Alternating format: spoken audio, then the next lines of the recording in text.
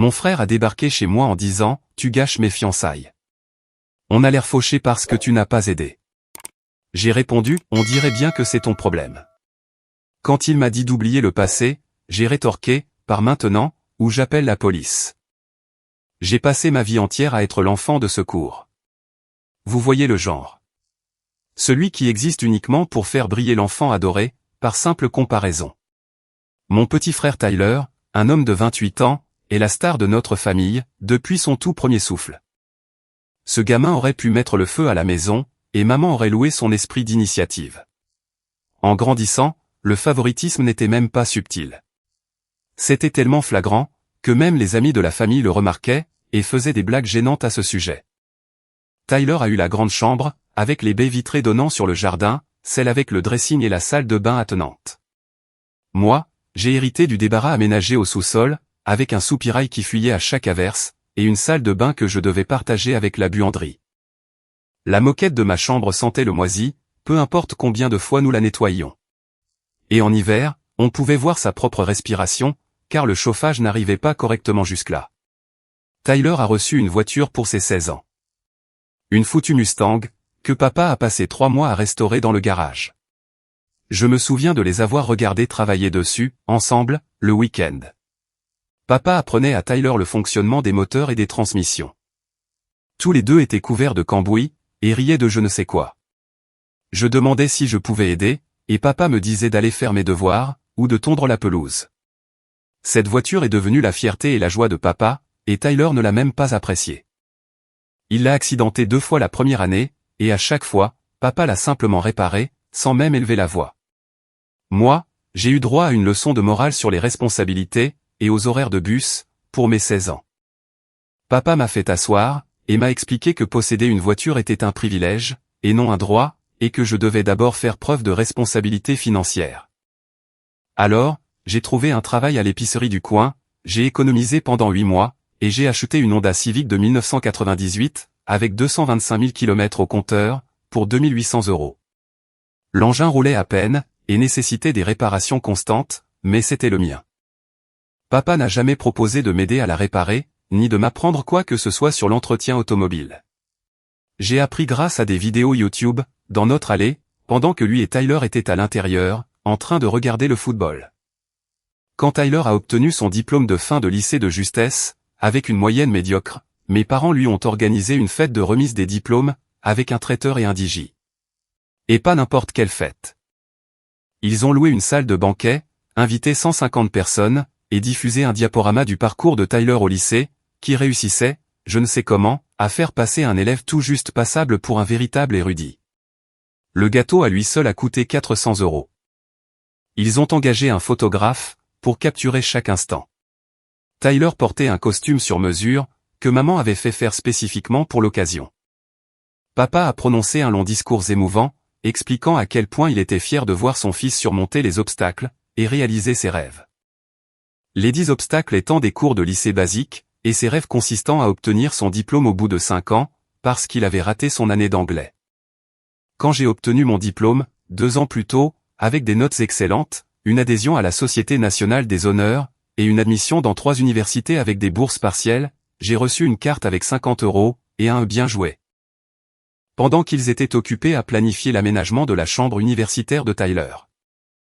Pas de fête, pas de photographe, pas de discours.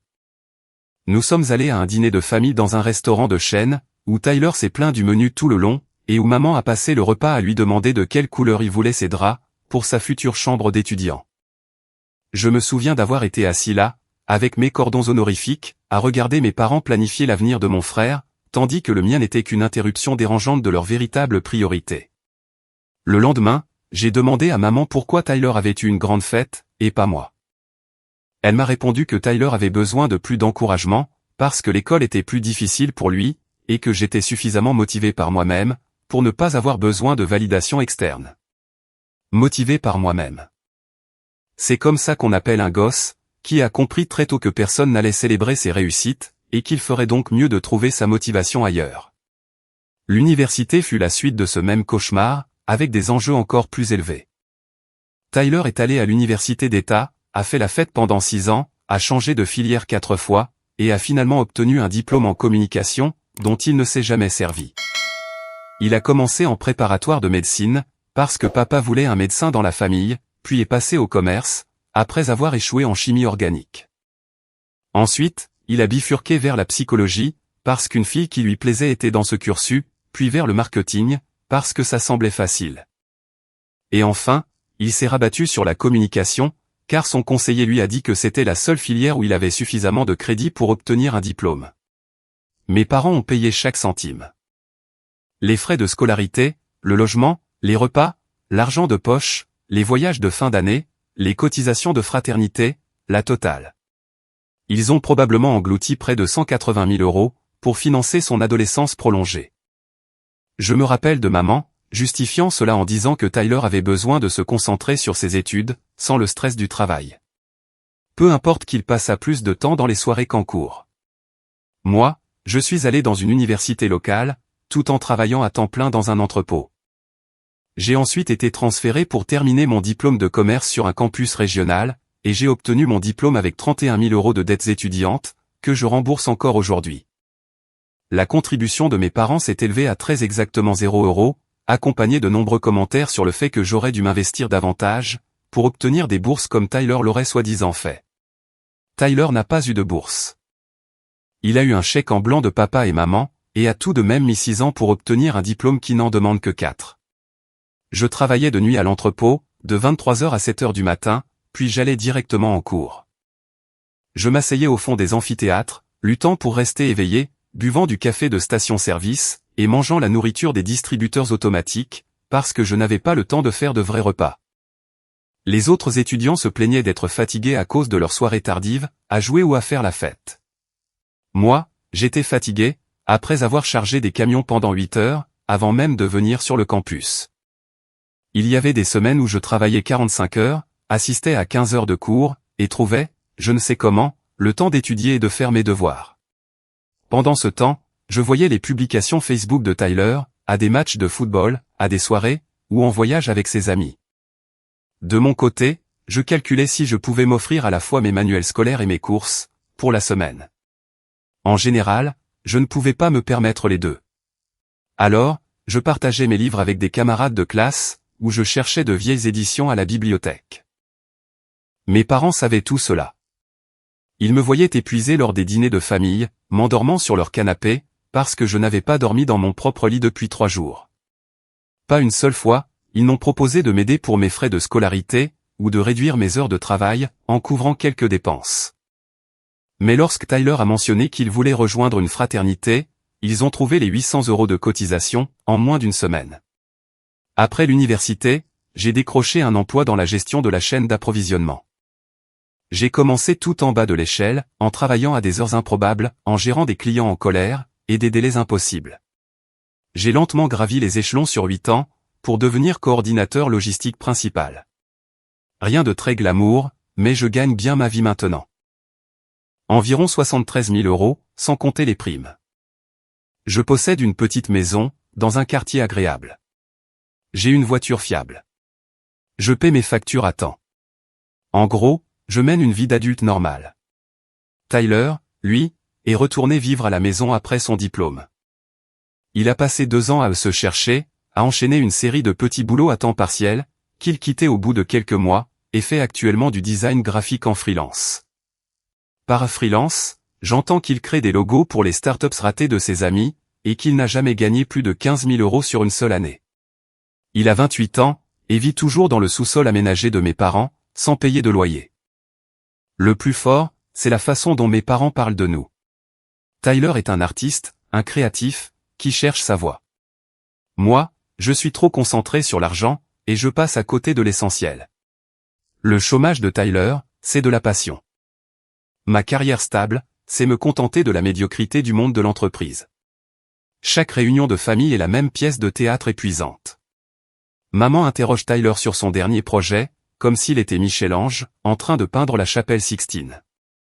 Il parlera pendant 30 minutes de la conception d'un logo qui lui a rapporté 200 €, et elle hochera la tête, en lui posant des questions détaillées, sur son processus créatif et sa vision artistique. Papa interviendra, avec des observations sur le sens des affaires de Tyler, et son esprit d'entreprise. Ils discuteront de son portfolio, comme s'il s'agissait d'une exposition de musée. Tout le monde reste assis là, à faire semblant que créer un logo pour la start-up ratée d'un pote équivaut à diriger une véritable entreprise. Ensuite, maman se tourne vers moi, et me demande si je fais toujours ce truc dans un entrepôt. Elle ne demande pas, comment va le travail? Ou quel projet gères-tu? Juste, ce truc dans un entrepôt, prononcé avec ce ton qui suggère que je fais quelque chose de vaguement embarrassant, dont elle préfère ne pas discuter en détail. Je gère les chaînes d'approvisionnement pour une entreprise de fabrication régionale. Nous nous occupons de la logistique pour 17 États, nous coordonnons plus de 40 fournisseurs, et je suis responsable des systèmes d'inventaire, qui suivent des millions d'euros de produits. Je coordonne des expéditions qui valent plus cher que la maison de mes parents, je résous des problèmes de distribution complexes, et je dirige une équipe de personnes, qui comptent vraiment sur moi, et sur mes compétences. Mais bien sûr, ce n'est que ce truc dans un entrepôt. J'ai essayé d'expliquer mon travail une fois, à Thanksgiving. J'ai pu prononcer environ 3 phrases, avant que Tyler ne m'interrompe, avec une histoire sur une influenceuse Instagram, qui voulait qu'il crée son logo. L'attention de tout le monde s'est immédiatement portée sur lui, et je suis resté assis là, avec mon explication à moitié terminée, suspendu en l'air, comme une pensée oubliée. La petite amie de Tyler, Brooklyn, est faite du même bois que lui. C'est une influenceuse lifestyle, avec 3000 abonnés sur Instagram, dont la plupart sont très certainement des robots, au vu de son taux d'engagement. Elle poste des photos de bols de smoothie, et de postures de yoga au coucher du soleil, tout en vivant de l'argent de poche que nos parents donnent à Tyler. Un argent de poche qui, je viens de l'apprendre, s'élève à 800 € par mois. Tyler perçoit essentiellement un salaire gratuit, juste pour exister, alors que moi, je travaillais de nuit dans un entrepôt, pour payer mon université publique. Le contenu de Brooklyn est exactement ce à quoi on pourrait s'attendre. Des citations inspirantes génériques, superposées à des photos libres de droit, des publications sponsorisées pour des thés amincissants, qui ne fonctionnent probablement pas, et des photos interminables d'elle, faisant du yoga, dans des tenues de sport hors de prix. Elle m'a dit un jour qu'elle bâtissait un empire, et m'a demandé si je voulais investir dans l'expansion de sa marque personnelle. J'ai demandé ce que cela signifiait. Elle a répondu qu'elle avait besoin de 5000 € pour une séance photo professionnelle, et de la publicité sur Instagram. J'ai décliné.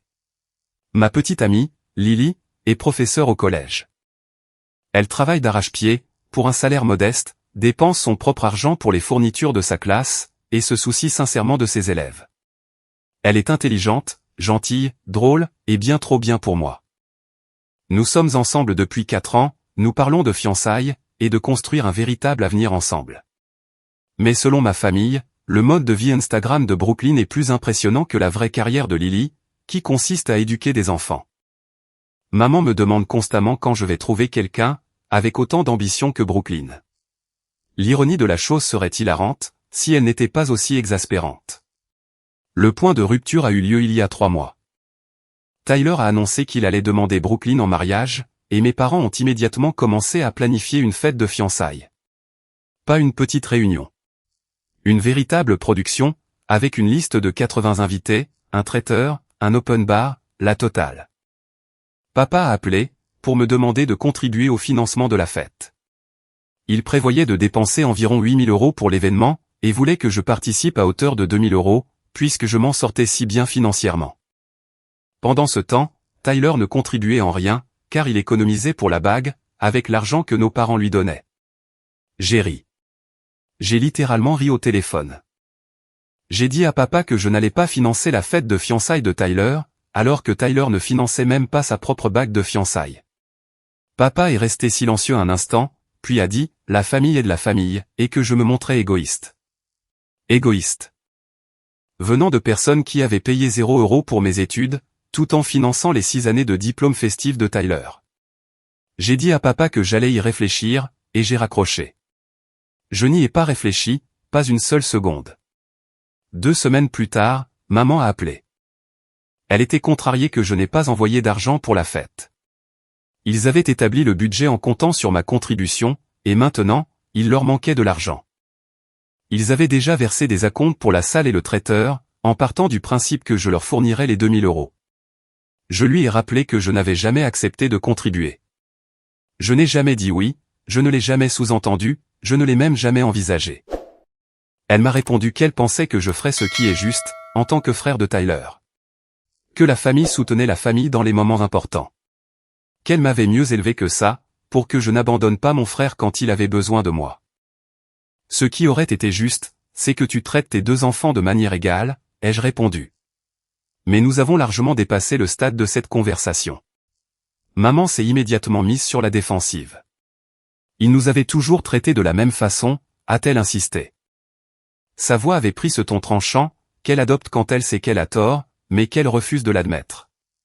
Les seules différences s'expliquaient par Tyler avait besoin de plus de soutien, en raison de sa nature créative. Moi, j'étais toujours plus indépendant, et je n'avais pas besoin d'autant d'aide. J'étais la personne responsable, capable de gérer les choses par elle-même.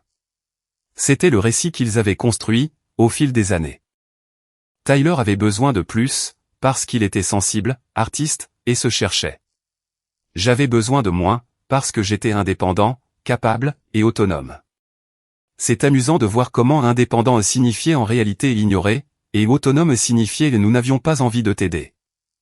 J'ai évoqué des faits précis, parce que j'étais fatigué des justifications vagues. La voiture de Tyler, face à ma carte de bus. En quoi une Mustang de collection servait-elle sa nature créative? Ses vacances universitaires de 6 ans, entièrement financées, face à mes prêts étudiants que je paierais jusqu'à mes 40 ans. Lui, vivant gratuitement chez eux à 28 ans, tandis que je payais 400 € par mois, dès l'âge de 19 ans, pour vivre dans leur sous-sol. Elle avait des explications pour tout. Bien sûr, la voiture était nécessaire, pour le développement social de Tyler. Il avait besoin de pouvoir assister à des événements, et entretenir ses amitiés. Moi, soi-disant, j'avais voulu l'indépendance des prêts étudiants, pour me construire un historique de crédit, et apprendre la responsabilité financière. Tyler avait besoin de temps pour trouver sa passion, et lui faire payer un loyer aurait ajouté une pression, qui aurait pu étouffer sa créativité. Chaque excuse était bidon, et nous le savions tous les deux. Mais elle formulait chacune d'elles avec conviction, comme si elle avait tellement répété ses justifications, qu'elle avait fini par y croire elle-même. Tu as toujours été jaloux de ton frère, a-t-elle lâché, abattant finalement sa carte maîtresse. C'est à ce moment-là que j'ai su que nous avions franchi un point de non-retour. Je n'étais pas jaloux de Tyler. J'avais pitié de lui. Il avait 28 ans, vivait dans le sous-sol de nos parents, gagnait un salaire de misère, et était totalement impréparé à la vraie vie. De quoi étais-je censé être jaloux, exactement? La voix de maman est devenue glaciale. Au moins, Tyler sait se montrer reconnaissant. Au moins, il apprécie ce que nous faisons pour lui. Tu as toujours été difficile, toujours à te plaindre, toujours à tout ramener à toi. Tout tourne autour de Tyler, ai-je rétorqué. Tout tourne autour de lui depuis 28 ans. Peut-être que si tu étais un peu plus comme lui, nous aurions davantage envie de t'aider. Cette phrase a eu un effet différent. Non pas parce qu'elle m'a blessé, mais parce qu'elle révélait ce qu'elle pensait depuis le début. Ils avaient choisi de ne pas m'aider, parce que je n'étais pas Tyler. Pas parce que je n'en avais pas besoin. Pas parce que j'étais plus indépendant. Mais parce que je n'étais pas lui. Oublie l'argent pour la fête, a-t-elle repris. Oublie ça. Nous nous débrouillerons seuls, comme nous l'avons toujours fait. Nous n'avons besoin de rien de ta part. Quelque chose s'est brisé en moi. Toutes ces années à être le second choix, tous ces 2 poids, 2 mesures, toutes ces excuses, tout s'est cristallisé en un moment de clarté absolue. Tant mieux, ai-je répondu. Parce qu'à partir de maintenant, vous n'obtiendrez plus rien de ma part. Ne sois pas dramatique. Je suis très sérieux. Vous n'avez besoin de rien de ma part? Parfait. Considérez que cette relation est terminée. Elle a ri. Elle a vraiment ri, comme si je venais de faire une blague. Tu vas arrêter de nous parler, juste parce que nous t'avons demandé d'aider pour la fête de fiançailles de ton frère? C'est ridicule. Non, je vais arrêter de vous parler, parce que vous m'avez clairement fait comprendre, pendant 32 ans, que j'étais l'enfant de secours. Celui qui n'existe que pour mettre Tyler en valeur par comparaison. J'en ai fini avec ce rôle. Tu te comportes comme un enfant. Peut-être, mais j'en ai aussi terminé. Très bien. Si c'est ce que tu ressens, alors j'aurais peut-être préféré que tu ne sois jamais né. Ça nous aurait épargné bien des ennuis. C'était lâché. La chose qu'elle avait probablement pensé 1000 fois, mais qu'elle prononçait enfin à voix haute. J'aurais préféré que tu ne sois jamais né.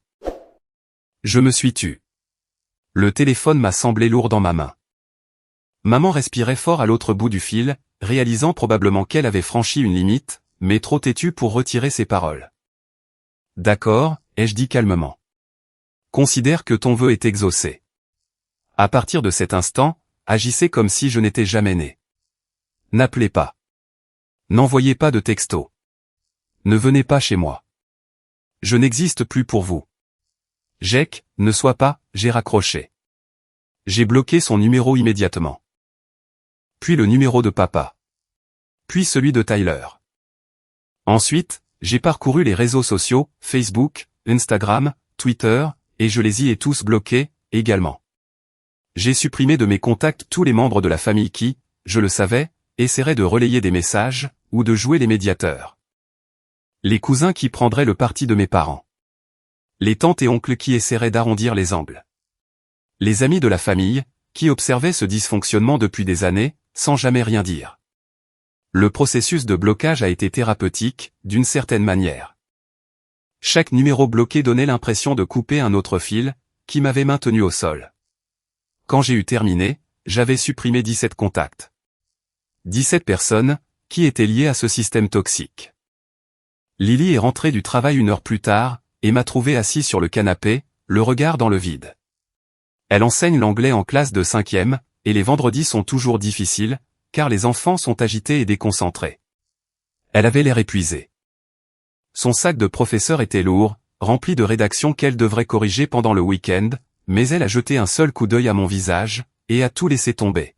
« Que s'est-il passé ?» a-t-elle demandé, en s'asseyant à côté de moi, sans même enlever son manteau. Je lui ai tout raconté. La demande de financement de la fête, la conversation avec maman qui s'est envenimée, toutes les excuses qu'elle avait inventées pendant 32 ans, pour me traiter comme si je ne comptais pas. Le commentaire sur ma jalousie. L'insulte finale, quand elle a souhaité que je ne sois jamais né. Lily m'a écouté sans m'interrompre, son visage se durcissant à chaque nouveau détail. Sa patience d'enseignante s'estompait, en entendant comment ma propre mère m'avait parlé. Quand j'ai eu terminé, elle est restée silencieuse pendant un long moment. Puis, elle a pris ma main, et m'a regardé droit dans les yeux. « Je suis fière de toi », a-t-elle affirmé avec fermeté. Pas de « m'en es-tu sûr », ni de « tu devrais peut-être reconsidérer la chose », ou « laisse-leur le temps de se calmer ». Juste, je suis fière de toi. Aucune condition, aucun doute, aucune suggestion que je réagissais de manière excessive. C'est à cet instant précis que j'ai su que j'avais fait le bon choix, à la fois en coupant les ponts avec ma famille, et en choisissant Lily. Elle a vu immédiatement, ce qu'il m'avait fallu 32 ans à accepter. Que cette relation était toxique et à sens unique. Que je méritais mieux que d'être l'enfant de secours. Et que certains ponts doivent tout simplement être brûlés. La première semaine fut calme. Je m'attendais sans cesse à recevoir des appels ou des textos furieux, mais mes blocages ont tenu. Aucun contact de qui que ce soit. Une partie de moi se demandait s'ils l'avaient seulement remarqué, ou s'ils étaient simplement soulagés d'avoir une obligation en moins. Puis, est venue la fête de fiançailles de Tyler. Je connaissais la date, car elle avait été mentionnée à plusieurs reprises, avant que je ne bloque tout le monde. Ce samedi-là, j'ai emmené Lily dîner dans un bon restaurant, nous sommes allés au cinéma, sommes rentrés à la maison, et j'ai joué aux jeux vidéo jusqu'à minuit. Je n'ai pas pensé à la fête une seule seconde. Le dimanche matin, on a sonné à ma porte à 8 heures. J'ai ouvert, pour y trouver ma tante Rachel, l'air mal à l'aise. Rachel est la jeune sœur de ma mère. Elle a toujours été la personne raisonnable de la famille, celle qui écoutait vraiment, quand je me plaignais du favoritisme. Elle hochait la tête avec compassion, mais ne faisait jamais rien de concret pour y remédier. « Ta mère m'a demandé de te parler », a-t-elle déclaré. « Ça ne m'intéresse pas, Jack, s'il te plaît, écoute-moi juste un instant. » Contre mon bon sens, je l'ai laissé entrer. Lily dormait encore. Nous nous sommes donc assis dans la cuisine, pendant que je préparais un très mauvais café. Rachel m'a expliqué que la fête avait été un désastre. Non pas parce que je n'étais pas là. Il l'avait à peine remarqué. C'était un désastre parce que, sans ma contribution de 2000 €, ils avaient dû réduire considérablement les dépenses. Au lieu de la salle chic qu'ils voulaient, ils ont utilisé le jardin de mes parents. Au lieu d'un service de traiteur, maman et ses amis ont préparé le repas. Au lieu d'un open bar, ils avaient une glacière remplie de boissons. Brooklyn était furieuse. Rachel a raconté qu'elle s'attendait à cette grande fête somptueuse, et que c'était, en gros, un simple barbecue. Elle et Tyler se sont violemment disputés, devant tout le monde. Elle l'a accusé de ne pas s'investir assez pour lui offrir une véritable célébration de fiançailles. On dirait un problème personnel, ai-je commenté. Tyler se sent très mal. Il pense que tu as saboté sa fête exprès. J'ai franchement ri. J'ai saboté sa fête, en ne lui donnant pas un argent que je n'ai jamais accepté de lui donner? C'est de la logique très créative. Rachel semblait mal à l'aise. Ta mère est vraiment blessée. Elle ne pensait pas ce qu'elle a dit au téléphone. Oh que si, ai-je répliqué. Elle pensait chaque mot. Elle a souhaité que je ne sois jamais né. Alors, je fais en sorte que son vœu se réalise. Elle était en colère. Les gens disent des choses qu'ils ne pensent pas quand ils sont en colère. Rachel, j'ai eu 32 ans pour observer comment mes parents me traitent, par rapport à la façon dont ils traitent Tyler. Ce commentaire n'était pas un lapsus. C'était la vérité, qui éclatait enfin au grand jour. Elle a essayé l'approche familiale. Les liens du sang sont plus forts que tout. On n'a qu'un seul jeu de parents. La vie est trop courte pour la rancune. J'ai balayé chaque cliché, avec des faits simples. Ils avaient choisi Tyler à mon détriment, pendant 3 décennies. Je ne faisais qu'accepter leur choix. Que veux-tu que je dise à ta mère, a fini par demander Rachel. Dis-lui exactement ce que je lui ai dit. Je n'existe plus pour elle. Elle doit agir comme si je n'étais jamais né. Tu ne penses pas ce que tu dis. Je le pense absolument. Rachel est partie avec un air abattu. Je n'ai rien ressenti. Ni culpabilité, ni regret, ni tristesse. Juste du soulagement, de voir que mes limites tenaient bon. 2 semaines plus tard, papa a débarqué sur mon lieu de travail. À mon travail.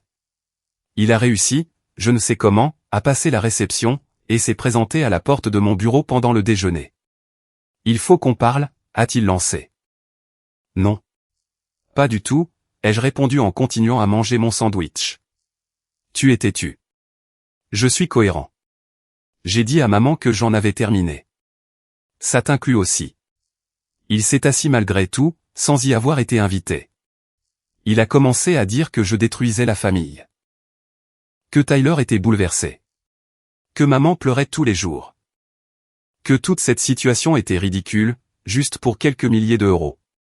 Ce n'est pas une question d'argent, les jeux interrompus. C'est une question de 32 années passées à être traité comme si je n'avais aucune importance. C'est faux. Papa, tu as restauré une Mustang pour les 16 ans de Tyler. Et à moi, tu as donné des horaires de bus. Tu avais dit que tu ne voulais pas de voiture. J'avais 14 ans quand j'ai dit ça, parce que je savais qu'on n'avait pas les moyens de payer 2 voitures. Puis Tyler a eu 16 ans, et soudain, l'argent n'était plus un problème. Il n'a rien trouvé à répondre. Il est resté assis là, l'air mal à l'aise. Vous avez entièrement payé l'université de Tyler. Moi, j'ai obtenu mon diplôme avec 31 000 euros de dette, que je rembourse encore. Nous étions dans une meilleure situation financière quand Tyler est parti à la fac. Tu lui as acheté une voiture 3 ans avant qu'il n'aille à la fac. Vous auriez pu économiser cet argent pour mes études, à la place. Une fois de plus. Aucun mot. Tyler vit gratuitement dans votre sous-sol, à 28 ans. Je payais un loyer à 19 ans. Tyler a besoin de plus de temps pour s'installer. Et pas toi. Nous avons tourné en rond pendant 20 minutes. Chaque situation de 2 poids, 2 mesures que j'évoquais, il trouvait une excuse pour la justifier. Chaque exemple de favoritisme, il l'expliquait pour le minimiser. Soit il était sincèrement aveugle, soit il le voyait très bien, mais était incapable de l'admettre. Finalement, je lui ai dit de partir, ou j'appellerai la sécurité. Il s'est levé, en colère cette fois. Tu vas le regretter, a-t-il dit. La famille, c'est tout ce qu'on a dans ce monde. Alors, je suppose que je n'ai pas grand-chose. Il est parti. J'ai fini mon sandwich, et je suis retourné travailler. Ce soir-là, mon patron m'a convoqué dans son bureau. Votre père était là aujourd'hui, a-t-il commencé prudemment. Je sais. J'en suis désolé. Il m'a dit des choses inquiétantes. Il a affirmé que vous traversiez une crise de santé mentale, et que vous pourriez ne pas être fiable au travail. Il m'a demandé de garder un œil sur vous. Mon sang n'a fait qu'un tour. Je ne traverse aucune crise. Nous avons eu une dispute, et j'ai coupé les ponts. Il essaie de créer des problèmes. Mon patron a hoché la tête. C'est ce que je me suis dit. Le fait qu'il vienne sur votre lieu de travail, pour faire de telles déclarations, m'en a dit plus sur lui que sur vous. Mais je voulais que vous soyez au courant, au cas où il tenterait d'autres choses. D'autres choses, signifiant qu'il pourrait aller plus loin que de simples visites inopinées. J'ai remercié mon patron, et je suis parti. J'ai appelé Lily sur le chemin du retour, et je lui ai raconté ce qui s'était passé. Elle était furieuse. Elle a suggéré de demander une ordonnance d'éloignement, mais cela me semblait extrême. À la place, j'ai envoyé un email groupé à mon patron, aux ressources humaines, et à la sécurité du bâtiment. J'y expliquais la situation familiale, et je demandais à ce que mes parents, ou mon frère, ne soient pas autorisés à pénétrer dans l'immeuble. La semaine suivante, Tyler a débarqué chez moi. C'était un mardi soir. Lily et moi préparions le dîner, quand on a sonné à la porte. J'ai regardé dans le Judas, et je l'ai vu, vêtu de sa tenue habituelle. Un jean artistiquement déchiré, et un t-shirt de groupe de musique vintage. Je n'ai pas ouvert la porte, j'ai juste crié à travers, « Va-t'en, mec. Allez, il faut qu'on parle. Il n'y a rien à dire. Tu es en train de ruiner mes fiançailles. La famille de Brooklyn pense que nous sommes fauchés, à cause de cette histoire de fête. Son père n'arrête pas de demander pourquoi mon frère n'a pas aidé. C'est gênant. On dirait bien que c'est ton problème. Arrête d'être mesquin. Je sais que tu es en colère pour cette histoire d'université, et de voiture, mais c'était il y a des années. Passe à autre chose. Cette histoire d'université et de voiture. Comme s'il s'agissait d'incidents isolés, au lieu des symptômes du schéma de toute une vie. Tyler, je vais le dire une seule fois. Pars. Ne reviens pas. Si tu te pointes encore, j'appelle la police. Pourquoi faire? Je suis ton frère. Pour intrusion. Maintenant, pars. Il est resté là encore une minute, s'attendant probablement à ce que je craque. Je ne l'ai pas fait. Finalement, il est parti. Mais pas sans crier que j'étais un enfoiré, et que la famille de Brooklyn pensait que toute notre famille était dysfonctionnelle. Parfait. Qu'il le pense. Ce n'est plus mon problème. La 5e semaine a apporté une escalade vraiment créative. Maman a commencé à appeler Lily. Elle avait obtenu le numéro de Lily, je ne sais comment. Probablement lors d'un vieil événement familial, où nous avions échangé nos coordonnées. Les messages ont commencé sur un ton compatissant. Elle s'inquiétait pour moi, voulait s'assurer que j'allais bien. Elle espérait que Lily pourrait me ramener à la raison. Lily n'a répondu à aucun d'entre eux. Puis, maman a changé de tactique. Elle a commencé à suggérer que Lily était peut-être le problème. Que peut-être, elle me montait contre ma famille. Qu'elle ne comprenait pas nos dynamiques familiales. Qu'elle était en train de m'isoler. Une manipulation classique, pour tenter de semer la discorde entre nous. Lily m'a montré chaque message. Nous avons bloqué le numéro de maman sur son téléphone, également. Ce samedi-là, maman s'est présentée à l'école primaire où Lily enseigne, a attendu la fin des cours, et l'a abordée sur le parking. Lily m'a appelé immédiatement. Ta mère est là. Elle pleure, et dit qu'elle veut juste te parler. N'engage pas la conversation. Monte dans ta voiture et pars. Elle bloque ma voiture. J'ai dit à Lily d'appeler l'agent de sécurité de l'école. Maman a été escortée hors de l'établissement, et avertie pour intrusion. Lily a déposé un rapport officiel auprès du directeur, pour expliquer la situation. Ils ont signalé le nom de maman dans leur système de sécurité. Les choses dégénéraient. Ils étaient passés de la simple demande de reconsidérer ma décision, au harcèlement actif, de moi, et de mon entourage. J'ai parlé à un ami avocat. Il m'a suggéré de tout documenter, et d'envisager une ordonnance d'éloignement, si cela continuait. Le 2e mois a apporté un rebondissement inattendu. Mon oncle Dave m'a contacté. Dave est le frère de papa, et nous nous étions toujours bien entendus. Ils ne me demandaient pas de me réconcilier avec eux. Ils voulaient me dire quelque chose. Nous nous sommes retrouvés dans un fast-food, à l'autre bout de la ville. Dave avait l'air mal à l'aise. Il n'arrêtait pas de remuer son café, sans le boire.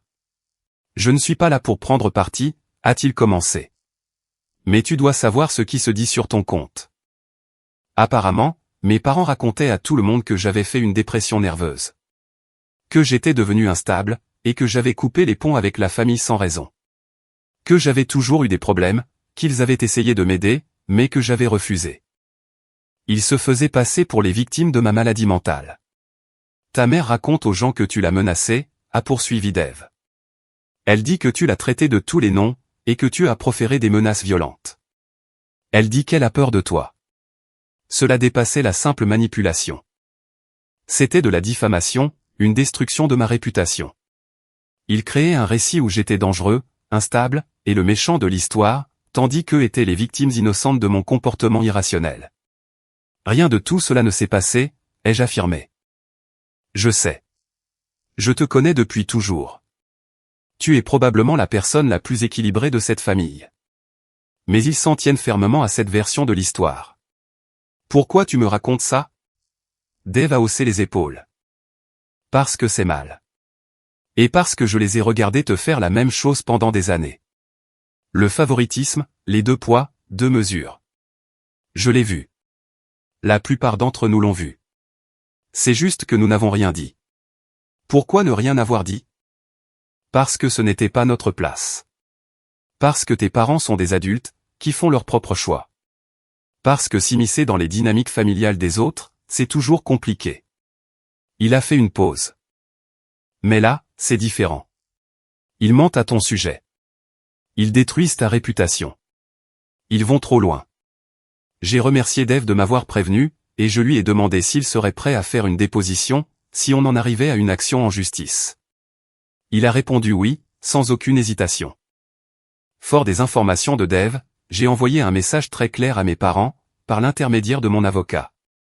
Arrêtez de diffuser de fausses informations à mon sujet. Arrêtez de contacter mon lieu de travail. Arrêtez de contacter Lily. Restez à l'écart de nos domiciles. Tout autre contact entraînerait des poursuites judiciaires, y compris des ordonnances d'éloignement, et une plainte pour diffamation. La lettre de l'avocat a fonctionné, en quelque sorte. Les contacts directs ont cessé, mais pas la machine à rumeurs. Des membres de la famille élargie continuaient d'essayer de me joindre, pour jouer les médiateurs. Certains croyaient l'histoire de mes parents, sur ma prétendue instabilité. D'autres voulaient juste que tout le monde s'entende bien. J'ai maintenu ma position. 0 contact signifiait 0 contact. Je n'étais intéressé ni par la médiation, ni par une thérapie familiale, ni par une réconciliation. Le pont n'était pas seulement brûlé. Il avait été bombardé depuis l'orbite, et ses cendres avaient été dispersées. Le 3e mois fut marqué par les préparatifs du mariage de Tyler. Apparemment, Brooklyn avait surmonté sa déception concernant la fête de fiançailles, et ils avaient fixé une date, dans 6 mois. Selon ma tante Rachel, qui continuait de me tenir parfois au courant, malgré mes préférences, cela allait être un grand événement, très coûteux. Papa avait demandé à Tyler s'il voulait de moi comme témoin. Tyler avait dit non. Il préférait choisir son ami Brandon, quelqu'un qui soutenait réellement sa relation. Tant mieux. Ça m'évitait d'avoir à refuser. Mais c'est là que les choses sont devenues intéressantes. Les parents de Brooklyn étaient très traditionnels, de la vieille école. Ils s'attendaient à ce que la famille du marié organise certains événements, et contribue à des dépenses de mariage spécifiques. Lorsqu'ils ont découvert que le frère de Tyler n'était pas impliqué, ils ont commencé à poser des questions. D'après Rachel, le père de Brooklyn a demandé de but en blanc à mes parents, quel était mon problème. Pourquoi je ne participais pas au mariage de mon frère? Si j'étais en prison, accro à la drogue, ou si nous étions brouillés pour une raison grave. Maman a apparemment tenté de sortir son histoire de maladie mentale. Mais le père de Brooklyn n'y a pas cru. Il avait fait quelques recherches de base sur Internet, avait trouvé mon profil LinkedIn, et avait constaté ma vie professionnelle tout à fait normale. Il s'était aussi renseigné auprès de son réseau. Je n'étais pas instable. J'étais un adulte fonctionnel, avec un bon emploi, et un casier vierge. Alors, il a insisté davantage. Qu'est-ce qui avait réellement causé cette rupture? La vérité a fini par éclater. Pas par la bouche de mes parents, mais grâce à divers membres de la famille. Le père de Brooklyn a appris l'existence du favoritisme. Il a entendu parler de la disparité dans le financement de nos études. Du drame autour de la cagnotte pour la fête. Et du commentaire de maman, souhaitant que je ne sois jamais né. Au dire de tous, le père de Brooklyn était furieux. Pas contre moi, mais contre mes parents. Il venait d'une famille nombreuse, où tout le monde était traité sur un pied d'égalité. L'idée même que des parents puissent ouvertement favoriser un enfant par rapport à un autre, lui était tout bonnement inacceptable. Il aurait apparemment dit à Tyler, de se demander si Brooklyn voulait vraiment entrer dans une famille aussi dysfonctionnelle. Tyler a paniqué, et m'a appelé depuis un numéro que je ne connaissais pas. J'ai décroché sans réfléchir. « Mec, tu es en train de détruire ma vie », a-t-il balancé immédiatement. Le père de Brooklyn pense que notre famille est complètement foutue, à cause de toi. Il se demande si elle devrait m'épouser. Sa mère pose un tas de questions, sur la façon dont on a été élevé. C'est un vrai cauchemar. On dirait bien que c'est un problème personnel. Tu dois arranger ça. Viens dîner. Parle aux parents de Brooklyn. Montre-leur que tu n'es pas un malade mental. Ce n'est pas moi qui leur ai dit que j'étais fou. C'est maman. Peu importe. Règle le problème. Non. Qu'est-ce que tu veux? Des excuses? Très bien. Je suis désolé que tu sois contrarié par cette histoire d'université, voilà. Maintenant, arrange ça. Je ne veux rien de ta part. Je veux juste que tu me laisses tranquille. Tu vas vraiment me laisser perdre Brooklyn, pour une histoire pareille? Tu ne perds pas Brooklyn à cause de moi. Tu risques de la perdre, parce qu'elle est en train de réaliser de quel genre de famille tu viens. Et ça, ce n'est pas ma faute. Il a commencé à s'énerver, me traitant d'égoïste et de mesquin. J'ai raccroché, et j'ai bloqué ce numéro-là aussi. Mais le mal était fait. Brooklyn a commencé à avoir de sérieux doutes sur son mariage avec Tyler. Pas à cause de moi spécifiquement. Mais plutôt à cause de ce que mon absence révélait, sur le caractère de mes parents. S'ils étaient capables de traiter un fils si différemment de l'autre, qu'est-ce que cela disait de leur valeur? Son père a été encore plus direct. Il a annoncé à Tyler qu'il ne donnerait pas sa bénédiction pour le mariage, à moins que certains problèmes familiaux graves ne soient résolus. Il voulait voir mes parents reconnaître leurs torts, et faire de véritables efforts pour réparer leur relation avec moi. Comme on pouvait s'y attendre, mes parents ont refusé. Ils n'avaient rien fait de mal. Tous les problèmes venaient de mon attitude, et de mes attentes irréalistes. Ils avaient traité leurs deux fils de manière équitable, et je n'étais qu'un ingrat. Le père de Brooklyn a informé Tyler que le mariage était annulé, jusqu'à ce que la situation familiale s'améliore. Brooklyn était d'accord avec son père. Elle voulait un mariage fondé sur des dynamiques familiales saines, et non sur la situation toxique que mes parents avaient créée. Le mariage de Tyler a donc été reporté indéfiniment. Il m'a fait porter toute la responsabilité. Il a commencé à publier des messages vagues sur les réseaux sociaux, parlant de trahison familiale, et de fausses personnes. Je l'avais bloqué, mais Lily m'a montré des captures d'écran, envoyées par des connaissances communes. Le 4e mois s'est déroulé dans le calme. Aucune tentative de contact, aucune escalade, juste le silence. Je me demandais s'ils avaient enfin accepté la situation, ou s'ils se regroupaient pour élaborer une nouvelle approche. Il s'est avéré que ce n'était ni l'un ni l'autre. Ils étaient tout simplement occupés à gérer les conséquences de leurs actes. L'oncle Dave a appelé pour me donner des nouvelles. Tyler avait quitté le sous-sol de mes parents. Le report du mariage, et les ultimatums de Brooklyn, l'avaient forcé à reprendre sa vie en main. Il avait trouvé un vrai travail, dans le support informatique, pour une entreprise de taille moyenne. Rien de très glamour, mais c'était un revenu régulier. Lui et Brooklyn avaient emménagé ensemble, dans un petit appartement. Fait encore plus intéressant, Brooklyn avait insisté pour suivre des séances de conseil prénuptial, axées sur les dynamiques familiales et les limites. Elle avait été très claire sur le fait qu'elle n'épouserait pas un membre d'une famille, qui pratiquait le genre de favoritisme que la mienne avait démontré. Tyler était apparemment en thérapie. Il essayait de comprendre sa propre complicité, dans ce dysfonctionnement. Ton frère grandit, a conclu Dave. Dans la douleur, mais il grandit. Tant mieux pour Tyler, je suppose. Mais cela ne changeait rien pour moi. Plus intéressant encore, mes parents faisaient face à des conséquences sociales. D'autres membres de la famille avaient commencé à prendre leur distance, après avoir entendu toute l'histoire. Des cousins, qui avaient toujours été proches de maman, étaient soudainement très occupés lorsqu'elle appelait. La soirée poker hebdomadaire de papa s'est dissoute, quand 3 des 5 joueurs réguliers ont décidé qu'ils ne voulaient plus fréquenter quelqu'un qui traitait son enfant de cette manière. La communauté paroissiale, dans laquelle ils étaient actifs depuis 20 ans, posait aussi des questions. Quelqu'un avait mentionné la situation au pasteur, lors d'une séance de conseil. Ce dernier avait apparemment suggéré à mes parents, avec tact, de réfléchir à leurs choix éducatifs, et d'envisager de faire amende honorable. Mais au lieu d'affronter ces conversations, ils avaient préféré cesser d'aller à l'église. Ils sont en train de devenir des parias sociaux, a précisé Dave. Pas totalement, mais les gens les traitent différemment, maintenant. Ils affrontent les conséquences de leurs actes, pour la toute première fois. Le 5e mois a apporté la lettre. Pas un texto, ni un email. Une véritable lettre manuscrite, envoyée par courrier recommandé, de la part de papa. Elle faisait 3 pages de long. Elle commençait par une longue explication de leur philosophie parentale. Comment ils avaient essayé de répondre aux besoins uniques de chaque enfant. Comment ils nous avaient toujours aimés de manière égale, tous les deux, même s'ils l'exprimaient différemment. Ensuite, la lettre passait aux justifications. L'histoire de la voiture s'expliquait parce que Tyler avait besoin d'opportunités sociales, dont je me moquais éperdument. Le financement des études était lié à un changement de leur situation financière. Le logement gratuit de Tyler n'était qu'une aide temporaire, pendant une période difficile. La 3e page abordait enfin quelque chose, qui ressemblait à des excuses. Ils étaient désolés que je me sente blessé. Désolés que j'ai mal compris leurs intentions. Désolés que notre relation se soit détériorée, à cause d'un malentendu concernant la fête de fiançailles. La lettre se terminait par une invitation à une thérapie familiale, avec un médiateur de mon choix.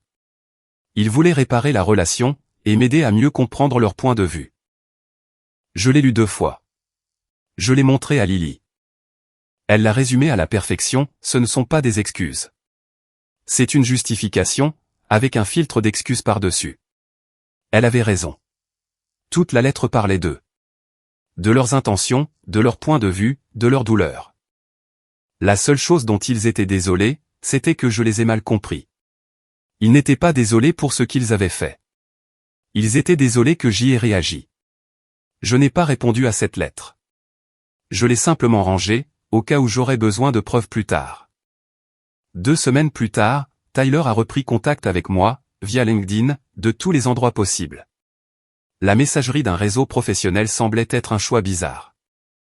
Mais il s'était peut-être dit que je ne pouvais pas le bloquer là-bas, sans paraître mesquin aux yeux de mes contacts professionnels. Son message était bien différent de son appel téléphonique. Plus mesuré. Moins exigeant. Je suis en thérapie, comme Brooklyn le voulait. Nous parlons des problèmes familiaux, et je réalise certaines choses que je ne voyais pas avant. Tu avais raison concernant le favoritisme. Je ne m'en rendais pas compte, parce que c'est moi qui en bénéficiais. C'était injuste. Je suis désolé. J'ai répondu par une seule phrase. Bonne chance avec ça. Ce n'était ni méchant, ni encourageant. C'était juste un accusé de réception. Il s'était excusé. J'en avais pris acte. Notre relation n'irait jamais plus loin que ça. La semaine dernière, tante Rachel m'a envoyé un tout dernier texto. Maman lui avait demandé de me contacter, au sujet de mes fiançailles. Apparemment, il l'avait appris grâce à des amis communs sur Facebook. Elle veut venir au mariage, m'a écrit Rachel. Elle est très blessée de ne pas avoir été mise au courant. J'ai répondu, elle m'a dit qu'elle aurait souhaité que je ne sois jamais né. Je fais en sorte que son vœu se réalise. Elle n'a pas le droit de participer à la vie dont elle a souhaité l'inexistence. Rachel n'a plus répondu après cela. Alors, me voici, Reddit. En train de planifier un mariage, sans les personnes qui m'ont élevé. En train de construire une vie avec quelqu'un, qui me considère vraiment comme autre chose qu'une simple option de secours. En train de créer une famille fondée sur le choix, et non sur l'obligation.